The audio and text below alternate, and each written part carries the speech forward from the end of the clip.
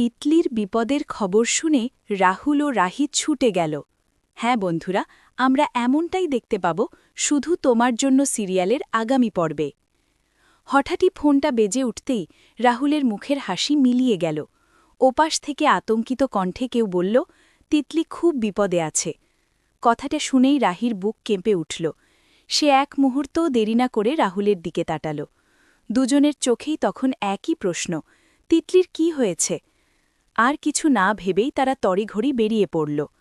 রাস্তায় যেতে যেতে রাহির মনে পড়তে লাগল তিতলির সাথে কাটানো ছোট ছোট মুহূর্তগুলো। হাসি খুশি চঞ্চল সেই মেয়েটা হঠাৎ কিভাবে এমন বিপদে পড়ল। রাহুল গাড়ির গতি বাড়িয়ে দিল। তার মুখে স্পষ্ট উদ্বেগের ছাপ। সে বারবার ফোনে যোগাযোগ করার চেষ্টা করলেও তিতলির ফোন বন্ধ পাচ্ছিল। অবশেষে তারা পৌঁছাল সেই জায়গায় যেখানে তিতলি আছে বলে খবর পাওয়া গিয়েছিল। চারপাশে অদ্ভুত নিস্তব্ধতা। দরজা ঠেলে ভেতরে ঢুকতেই রাহি দেখল এক কোণে অসহায় অবস্থায় বসে আছে তিতলি। তার চোখে ভয় আর ক্লান্তির ছাপ স্পষ্ট। রাহি ছুটে গিয়ে তাকে জড়িয়ে ধরল। রাহুলও এগিয়ে এসে তিতলির পাশে বসে বলল, ভয় পেও না, আমরা এসে গেছি।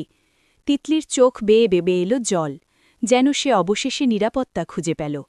সেই মুহূর্তে তিনজনের মাঝের সব ভুল বোঝাবুঝি যেন মিলিয়ে গেল। জায়গা করে নিল শুধুই ভালোবাসা আর একে অপরের প্রতি গভীর টান।